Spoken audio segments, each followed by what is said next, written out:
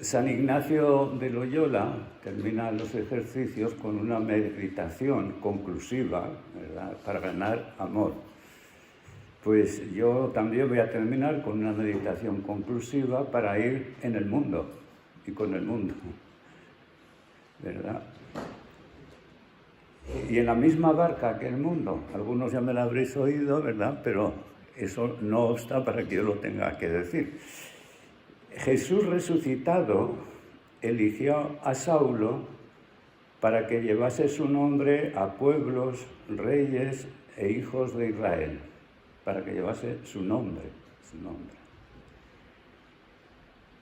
Y así Jesús resucitado se lo hizo saber a Ananías, receloso por lo que había oído sobre el celoso y altivo perseguidor de la Iglesia. Es una revelación del Señor. El Señor le dijo a Ananías: anda, ve, que ese hombre es un instrumento elegido por mí para llevar mi nombre a pueblos y reyes y a los hijos de Israel. Yo le mostraré lo que tiene que sufrir por mi nombre. Yo le mostraré lo que tiene que sufrir por mi nombre.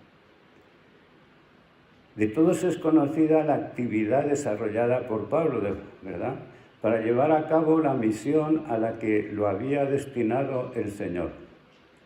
Pensemos, a veces no lo pensamos, pero pensemos en sus largos años de silencio, oración y estudio de la palabra de Dios. Eso no lo pensamos. Pero hay más tiempo dedicado a eso que a lo otro.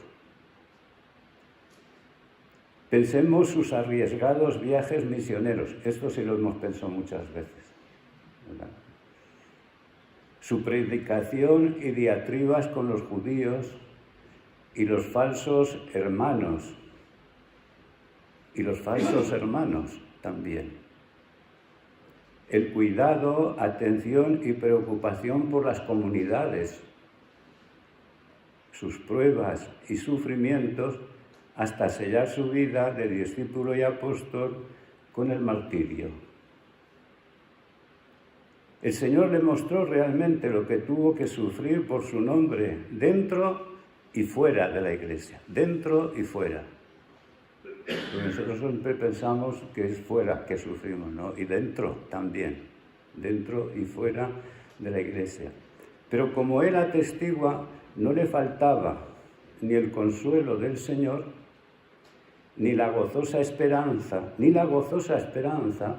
de contribuir a llevar a plenitud la palabra de Dios. Ahora me alegro de mis sufrimientos por vosotros.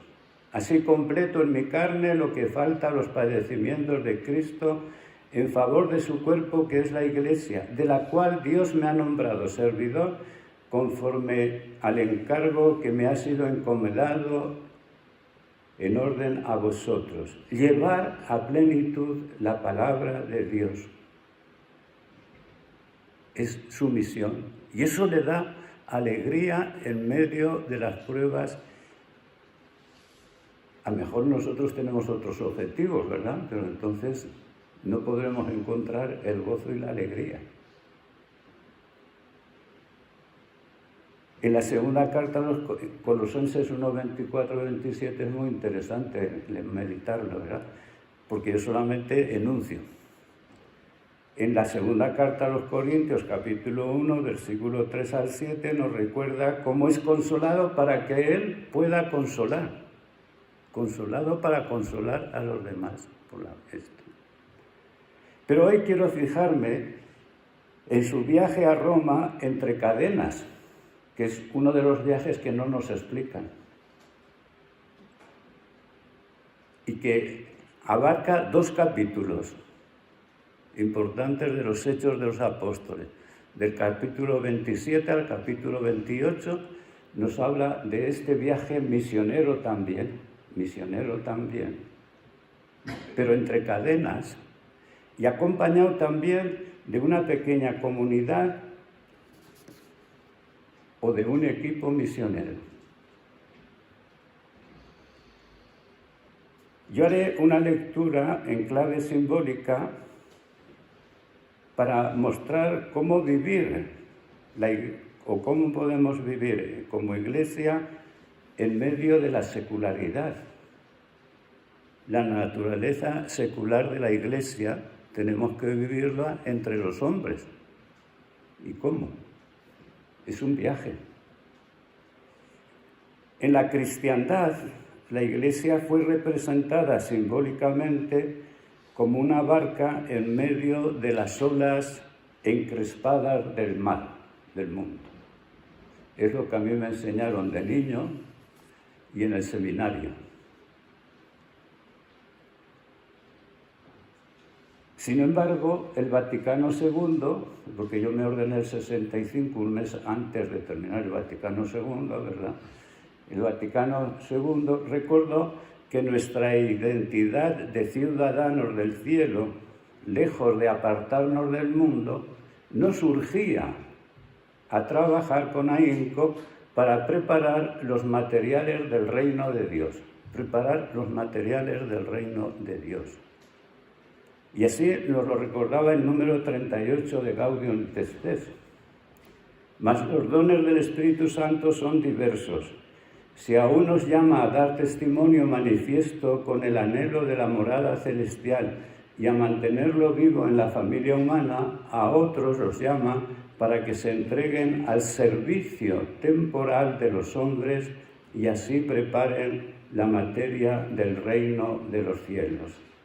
Pero a todos les libera para que con la abnegación propia y el empleo de todas las energías terrenas en pro de la vida, se proyecten hacia las realidades futuras cuando la propia humanidad se convertirá en oblación afecta a Dios. El Señor dejó a los suyos prenda de tal esperanza y alimento para el camino en aquel sacramento de la fe en el que los elementos de la naturaleza cultivados por el hombre se convierten en el cuerpo y sangre gloriosos en la cena de la comunión fraterna y la degustación del banquete celestial. La Eucaristía es el cumbre justamente. Y Juan Pablo II, hablando del impulso escatológico de la Eucaristía, nos recordaba cómo debe modelar a la Iglesia. El impulso escatológico. El impulso escatológico. Una consecuencia significativa de la tensión escatológica propia de la Eucaristía es que da impulso a nuestro camino histórico, poniendo una semilla de viva esperanza en la dedicación cotidiana de cada uno a sus propias tareas. En efecto, aunque la visión cristiana fija su mirada en un cielo nuevo y en una tierra nueva, eso no debilita, sino que más bien estimula nuestro sentido de responsabilidad respecto a la tierra presente. Deseo recalcarlo con fuerza al principio del nuevo milenio para que los cristianos se sientan más que nunca comprometidos a no descuidar los deberes de la ciudadanía terrenal. Es cometido suyo contribuir con la luz del Evangelio a la edificación de un mundo habitable y plenamente conforme al designio de Dios. La dimensión escatológica no nos dispensa, al contrario, nos impulsa y nos obliga. ¿Ya? Y es que Jesús no nos mandó quitar el mundo, sino que nos envió al mundo para dar la buena noticia del Evangelio. Leeremos el capítulo 17. Pues bien, vamos a iniciar ese viaje con Pablo, ¿verdad? Pues como uno más que va en la barca, porque quien nos lo narra, esos capítulos 27-28, es alguien que participó. Empieza así: cuando se decidió que emprendiésemos la navegación hacia Italia, encomendaron la custodia de Pablo y de otros prisioneros a un centurión de nombre Julio, perteneciente a eso. Embarcamos en una nave adriática con destino a Roma, en una nave adriática. Pablo está pues acompañado por ese equipo de misioneros, como uno más en la barca, sin esto. La gran cuestión para nosotros también es cómo estamos en la barca y vamos en esa barca. Y os presentaré brevemente, pues siguiendo el concilio, ¿verdad?, los gozos y las esperanzas, etcétera, todo eso, el número 1, que termina así diciendo: la Iglesia por ello se siente íntima y realmente solidaria del género humano y de la historia.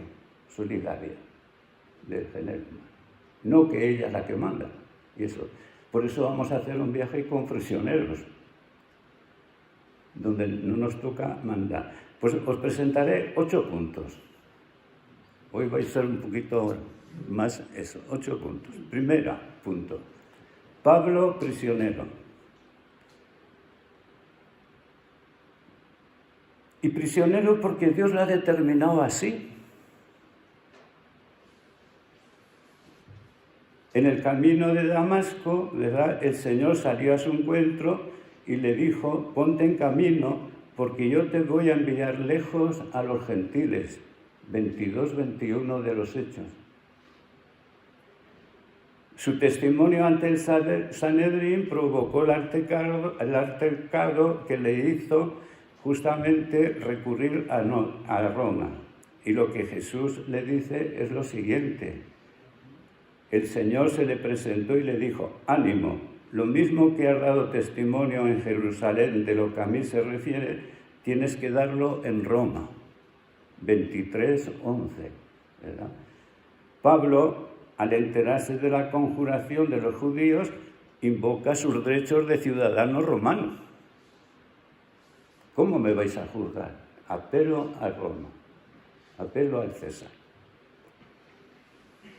¿Y por qué no puede dialogar con los de su pueblo, con los judíos? Pues hay unas cuantas cosas que impiden. La cuestión de la ley. A veces entre los cristianos nos cuesta, ¿verdad?, dialogar porque tenemos comprensiones diferentes de la ley. La economía de la ley, eso a los cristianos no les suena, ¿verdad? Está el problema del templo, que es el centro de la vida de Israel. Está la cuestión de la política. ¿Cómo situarse ante los opresor? Está la afirmación de Pablo de que el crucificado vive. Y lo había interpretado muy bien el romano. Festo la ha interpretado muy bien cuando dice al rey Agripa: solamente tenían contra él unas discusiones sobre su propia religión y sobre un tal Jesús ya muerto, de quien Pablo afirma que vive. 25:19, ¿verdad? Es la gran afirmación. Esa es la cuestión, y eso ha bloqueado toda relación justamente con los judíos. Son cuestiones importantes, ¿verdad?, determinantes. La salvación viene por la fe y no de la práctica de la ley o de una ética esbozada por la razón humana.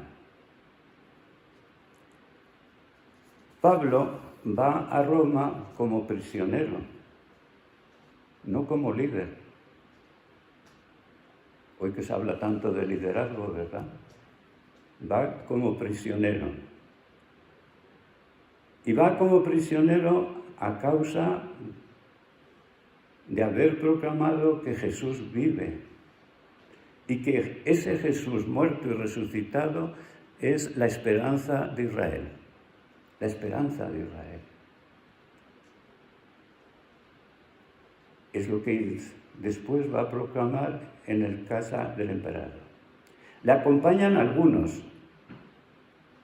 pero en anonimato, claro, que no nos dicen sus nombres, ni nos dicen nada. Todo esto se va a cumplir por deseo de Dios. Dios quiere que Pablo vaya a Roma, y él es consciente de ello. Y también por un deseo de Pablo, que había pensado en la península ibérica. Romanos 15 nos lo recuerda, justamente, que quería él. Romanos 15, 22, 29, eso les extraña mucho a los franceses, pero es así. Es lo que nos dice. ¿Qué voy a hacer? Y es que estaba en Francia y sé que les extraña mucho a los franceses. Eso. En el apóstol encadenado vislumbramos el camino victorioso de la palabra de la salvación, pero de una manera paradójica, y es propio de la misión la paradoja. Es propio de la misión la paradoja. En la debilidad se manifiesta la fuerza, el poder de Dios. El poder de Dios. Esa es la paradoja que todo el viaje nos va a recordar. Pablo, entre cadenas, va a llevar a cabo su misión igual que la ha llevado en los viajes triunfantes, que será anunciar la buena noticia, el Evangelio, pero de otra manera,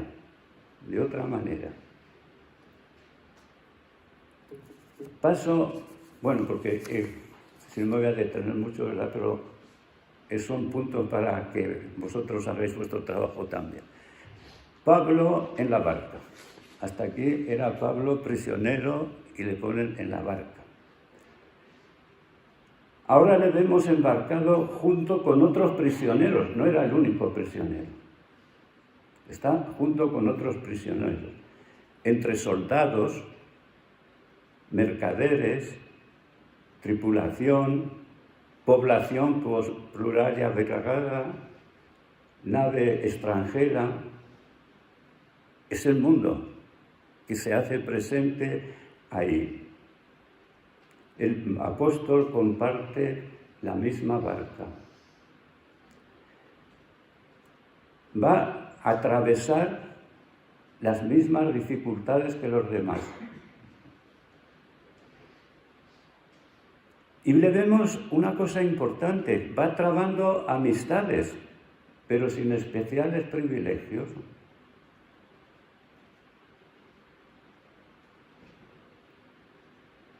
Amistades en la barca. El mundo no nos puede resultar entonces como enemigo. Tenemos que trabar amistades con la gente. El Papa Juan Pablo II lo afirmó de una manera muy sencilla, pero que es muy revolucionaria.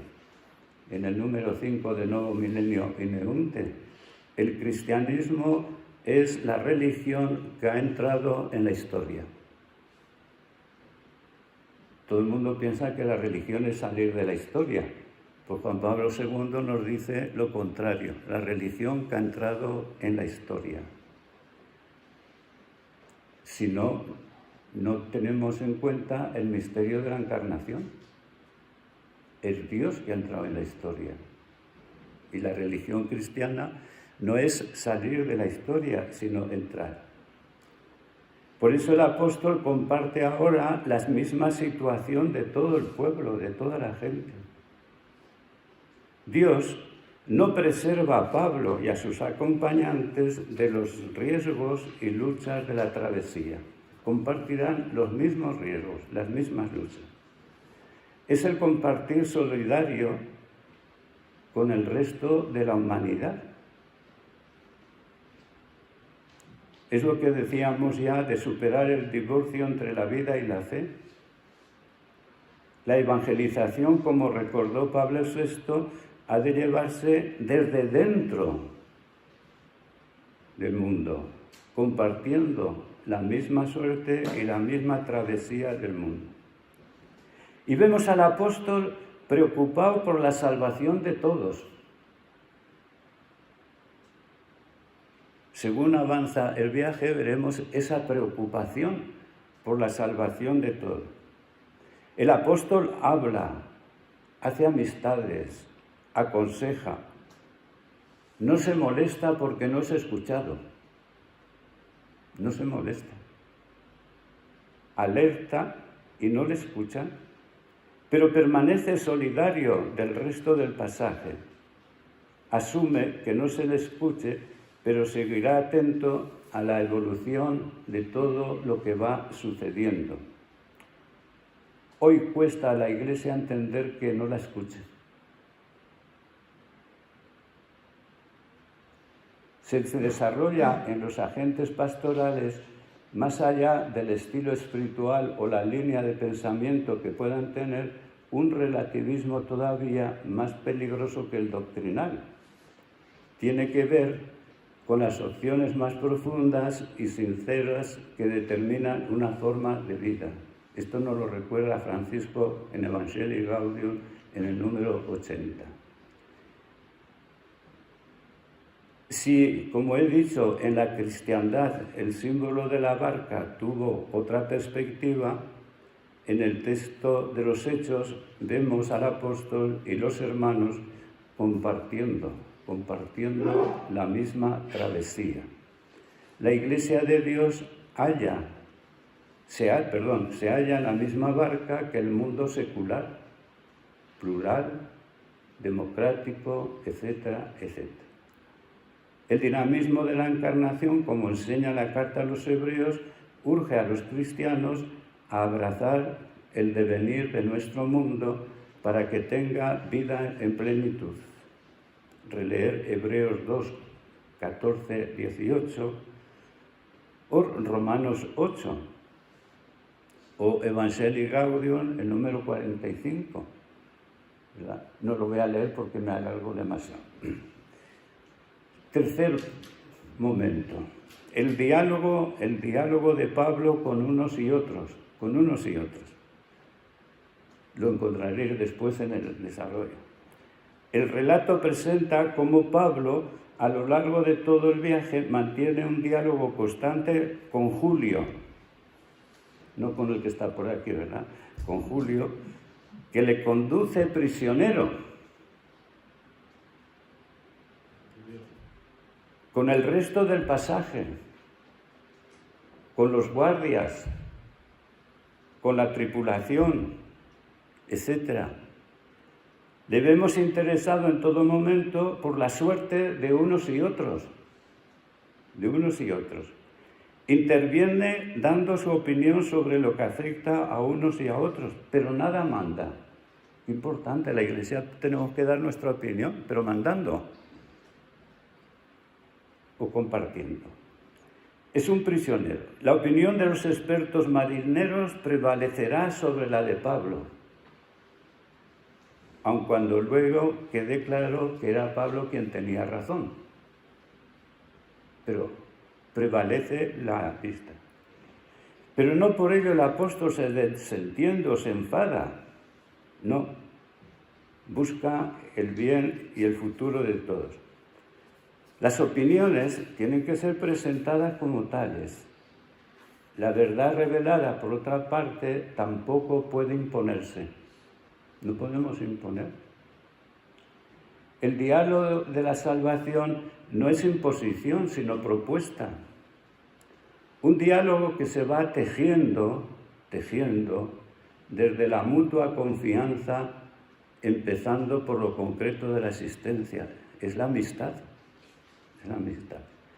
En efecto, tal como puede deducirse del relato del viaje de Pablo a Roma, el anuncio del Evangelio conlleva establecer relaciones de amistad.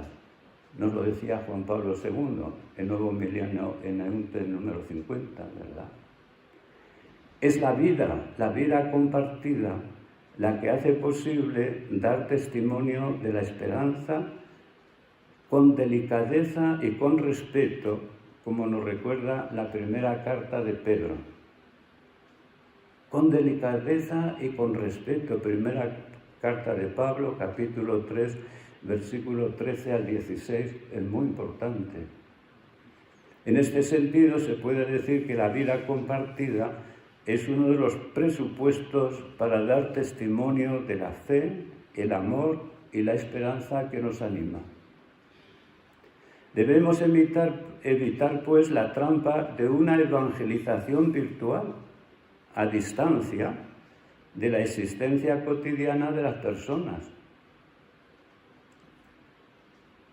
Esas son las personas concretas que evangelizamos y con las que dialogamos. También en este punto necesitamos reflexionar a fin de discernir cómo caminar con los que nos rodean. A veces podemos caminar con los chinos, pero ¿cómo camino yo con los vecinos? La comunidad apostólica es pobre, muy limitada, en medio de esa marabunta de gente. De ahí la importancia de reconocerse pobre y necesitado de los demás. El diálogo se hace posible cuando nos encontramos en un plano de igualdad.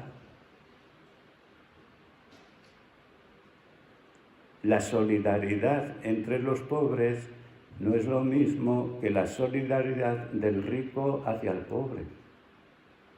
No es lo mismo.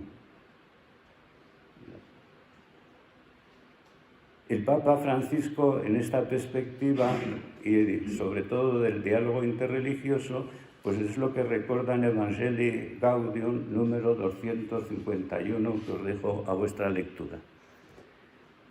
Cuarto, Dios garantiza la salvación de todos. Dios garantiza la salvación de todos. Pablo y sus compañeros, como el resto del pasaje, van perdiendo, dice el texto, van perdiendo la esperanza de salir con vida de la travesía. Y aquí viene el drama. Toda esperanza de salvarnos iba desapareciendo. Hechos 27:20, ¿verdad? Iba desapareciendo. Porque nosotros pensamos que vamos a salvar a los demás. No, pero aquí va desapareciendo para todos. La tempestad arreciaba y ya no podían hacer frente a los elementos desencadenados. No podían hacer frente. La Iglesia es tan vulnerable como los demás, ¿no? Pensamos lo contrario, pero es así. El apóstol ora e intercede como corresponde a su fe y misión. Está acompañado por amigos fieles, pero ante todo es Dios quien le acompaña y vela por él. Es Dios quien le acompaña y vela por él. El Señor resulta siempre desconcertante. ¿Por qué no paró las olas? ¿Por qué no paró las dificultades? No, el Señor deja. El que con su palabra apaciguó el mar, ahora se limita a prometerle que debe comparecer ante el emperador.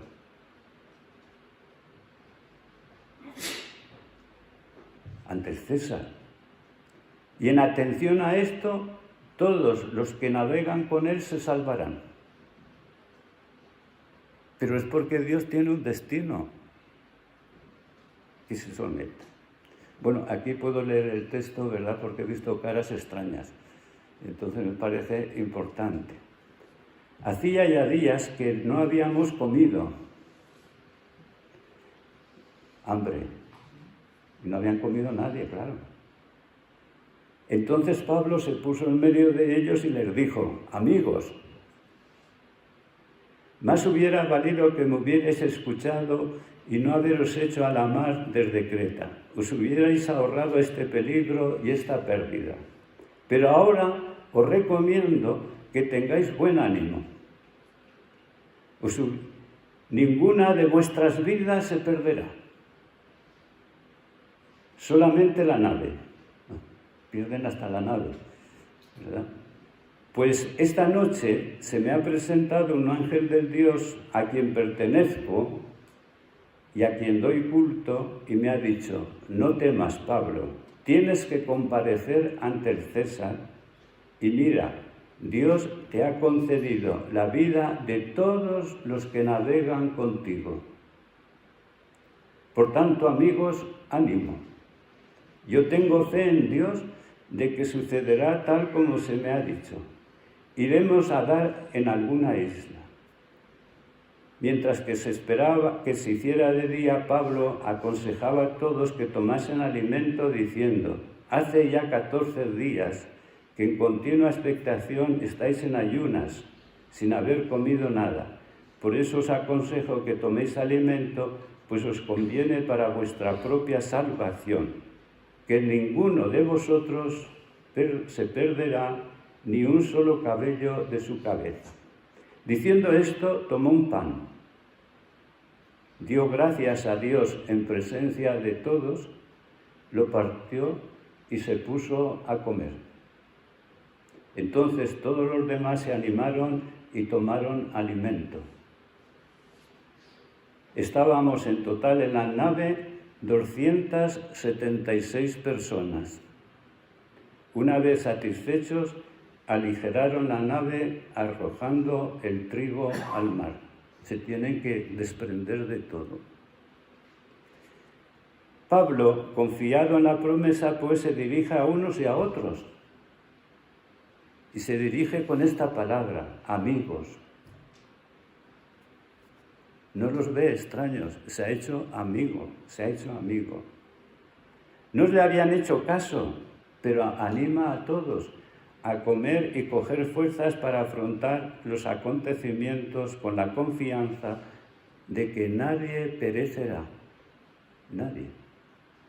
Porque es Dios quien le ha dado la vida de los demás. Y es a través de Pablo que salva a todos. La Iglesia, y lo podríamos desarrollar mucho más, pero no va, eso ya me estoy dirigiendo a sacerdotes. La Iglesia está llamada a ser sacramento universal de salvación, un signo, un instrumento de Dios que quiere salvar a todos, a todos. La Iglesia tiene que ser bendición para los demás, decíamos en estos días, por eso es un resumen también. Bendición para el mundo, estando ahí. Quinto, mantener la esperanza. La misión apostólica es mantener la esperanza. No soluciona los problemas, mantiene justamente la esperanza. En medio de la tempestad, Pablo mantiene la calma, la suya primera. Nosotros nos ponemos tan nerviosos. Mantiene la calma y sostiene la esperanza de unos y otros, para que no desesperen. Anima y estimula a todos. Lo hace basado no en las fuerzas que él tiene, sino en la promesa de Dios. E invita a todos a la acción, a comer, a relajarse, a recuperar fuerzas para llegar a buen puerto. Es preciso permanecer en la brecha con la confianza puesta en el Señor hasta el final. El relato, por otra parte, nos recuerda cómo Pablo se preocupa por todos, en particular por los más desvalidos y débiles, que tienden a ser relegados. La tripulación tiende a salvarse despreciando a los demás. Pablo defiende y les dice a los guardias: si dejáis marchar a estos, todos van a perecer.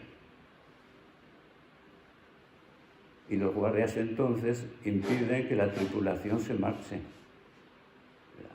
Salva a todos. La misión de la Iglesia es tener cuidado de los más pequeños, de los más débiles, de los más insignificantes. Dentro de esto, no tiene ya la solución, pero tiene que eso. El relato, pues, desde una perspectiva simbólica, que es donde yo estoy leyendo, muestra cómo Pablo, lejos de estar replegado sobre sí mismo, está atento a lo que sucede y se implica en la búsqueda de soluciones. No, diría yo con palabras eso, no a la iglesia de la sacristía, etcétera, etcétera. Sexto, el testimonio del apóstol. El relato no habla de conversiones. Qué resultados tan magros, ¿verdad? No habla de conversiones, aunque todos han podido oír y ver de alguna forma la presencia de Dios en Pablo. Este relato está escrito para darnos a conocer ante todo cómo el Señor conduce los acontecimientos y salva a todo el pasaje, a todo el pasaje. Pablo da testimonio así de que la salvación viene de Dios, no de nuestros medios, no de nuestro hacer. Es Dios quien determina. Hacía ya días que no habíamos comido. Amigos, de días, ¿verdad? De nuevo insiste. Pablo evangeliza, pues, compartiendo su fe en la palabra que ha recibido del Señor. Es una buena noticia que anuncia de parte de Dios. Dios me ha garantizado la salvación de todos. Y esto es evangelizar desde dentro, compartiendo la misma travesía, compartiendo las mismas pruebas, las mismas dificultades. Si leemos Evangelii Nuntiandi, los números 17, 24, 21, etc., encontramos la misma perspectiva. Por eso un interrogante surge inmediatamente. ¿Compartimos la travesía de los hombres? ¿Caminamos con ellos como jefes o como humildes servidores? ¿Servimos la esperanza? ¿Somos signos, instrumentos, testigos, servidores de la esperanza? Son muchas las preguntas las que surgen, ¿verdad?, de esto. Séptimo, en la isla de Malta, ya han destrozado la nave, la han perdido la nave, han perdido todos los objetos, etcétera, etcétera. Bueno, porque el relato se podría multiplicar, ¿verdad? Los buenos narradores la haréis mejor que yo. En la isla de Malta, capítulo ya 28, versículos 1 al 10. La travesía fue difícil, dolorosa, dramática. Han perdido todos los bienes, unos y otros. Todos los bienes. Se perdió la carga e incluso la embarcación. Pero todo el pasaje se salvó y llegó a tierra firme. Las personas no se han perdido. Todos. En el mar dejaron unos y otros sus pertenencias. Ahora, en la isla de Malta, todos son acogidos con gran humanidad, Un incidente hace que Pablo pase de ser considerado un convicto asesino a ser un Dios disfrazado. Ahora le van a hacer el gran protagonista.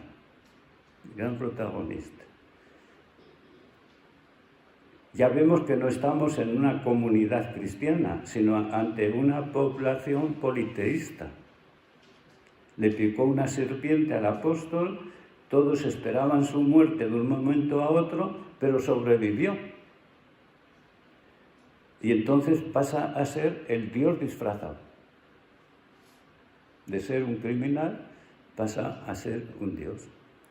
El apóstol, por otra parte, cura al padre de Publio, un notable de la isla, y a otros enfermos. No eran creyentes, no le han pedido, pero los cura. El poder del apóstol está al servicio de todos, creyentes o no creyentes. Él se sabe en las manos de Dios, en quien ha puesto su esperanza y con cuyo poder sirve a la humanidad. Todo lo demás apenas se cuenta para él. La Iglesia Apostólica no busca su interés, sino el bien de sus hermanos de camino. La gratuidad es lo propio de quien vive del amor de Dios, de quien sirve desde la experiencia de haber sido amado. En la carta a los Gálatas encontramos la clave de una verdadera espiritualidad apostólica que sirve a los demás. Estoy crucificado con Cristo. Vivo, pero no soy yo el que vive. Es Cristo quien vive en mí. Y mi vida de ahora en la carne la vivo en la fe del Hijo de Dios que me amó y se entregó por mí. No anulo la gracia de Dios, pero si la justificación es por medio de la ley, Cristo habría muerto en vano. El apóstol, por el hecho de estar crucificado con Cristo, está llamado a ser instrumento de salvación para todos.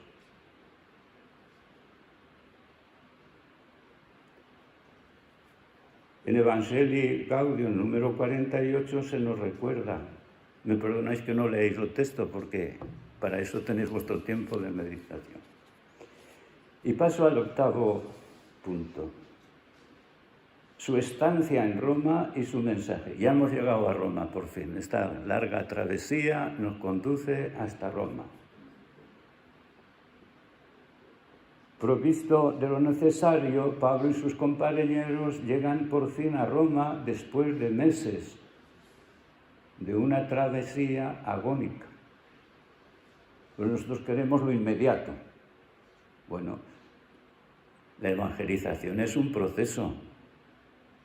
Y fijaros que no nos dicen si hubo conversiones durante el viaje.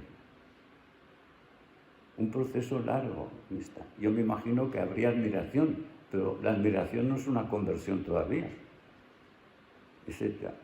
La misión requiere su tiempo y no se pueden descartar las pruebas. Hoy queremos que todo se desarrolle de forma inmediata. Es una tentación. La misión supone enterrar la semilla y esperar su germinación, que no la podemos nosotros acelerar. Pablo sembró y otros cultivarán y cosecharán. El fruto llegará en el momento oportuno. Dios da el incremento y se reserva los tiempos y el juicio. En Roma, entonces, la comunidad salió al encuentro de Pablo y de los que le acompañaban. Alguien lo debió decir, ¿verdad? Anunció. Los judíos fueron a visitarlo a la cárcel, pero con otra preocupación. ¿Nos denunciará? Y Pablo los tranquilizó. No tenía la intención de acusar a su pueblo, aunque es la causa de que vaya a Roma. No tiene la intención de acusar.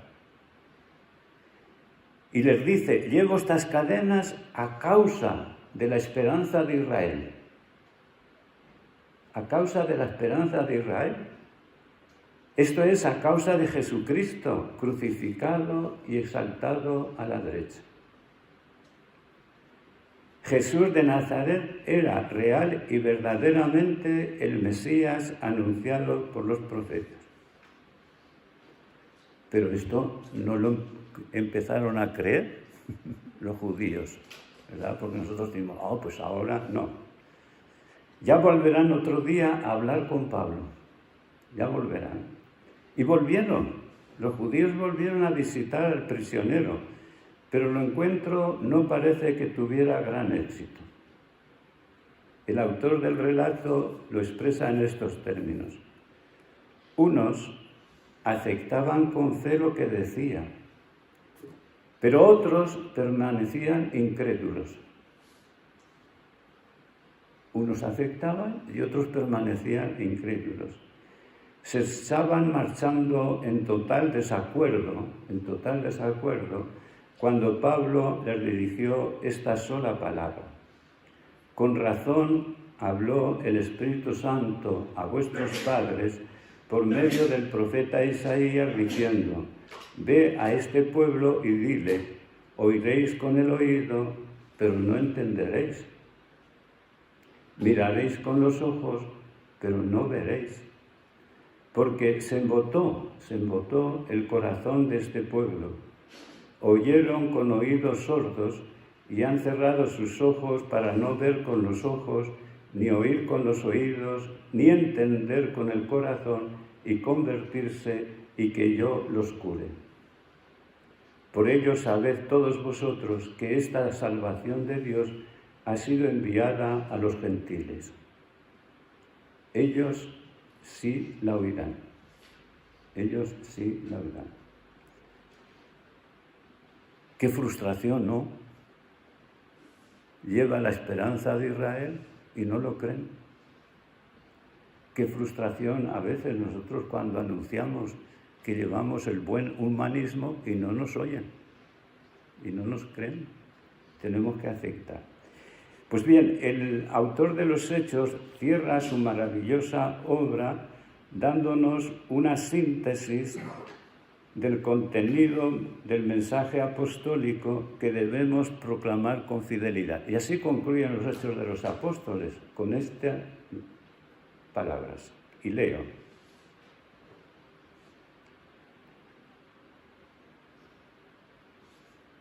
Pablo permaneció 2 años enteros en una casa, 2 años enteros en una casa, que había alquilado, y recibía a todos los que acudían a él. Predicaba el reino de Dios y enseñaba lo referente al Señor Jesucristo con toda valentía, sin estorbo alguno. 2 años predicando con toda valentía, sin estorbo, ¿verdad?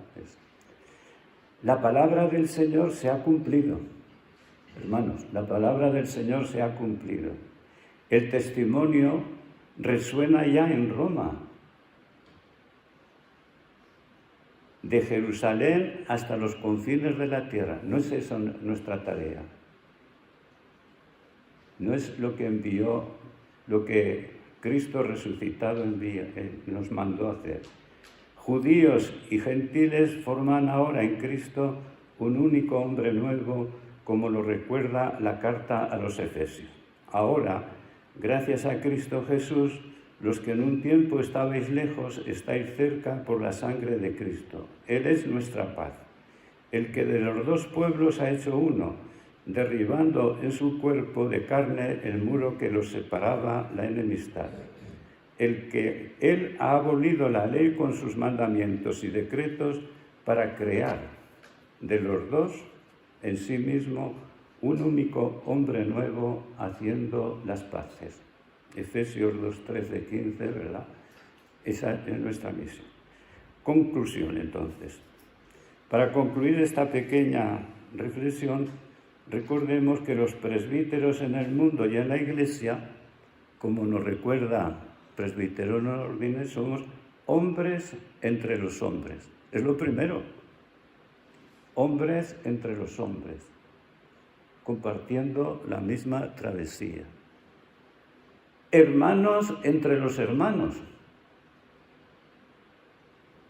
nos recuerda el concilio. Discípulos entre los discípulos.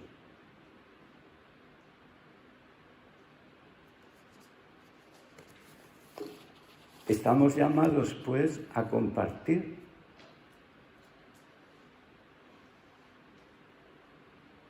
Por eso, el Presbyterorum Ordinis 3 es un texto muy importante.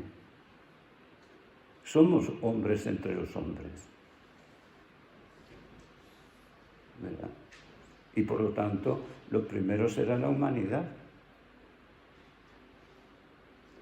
Somos hermanos, diferentes, pero de una misma familia, ¿no?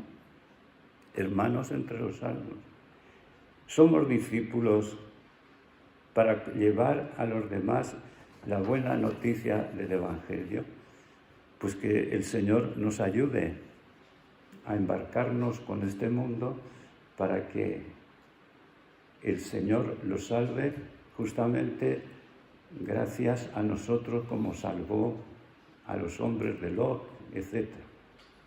El Señor nos invita pues a ser hombres en este mundo y para este mundo. Gracias por vuestra atención.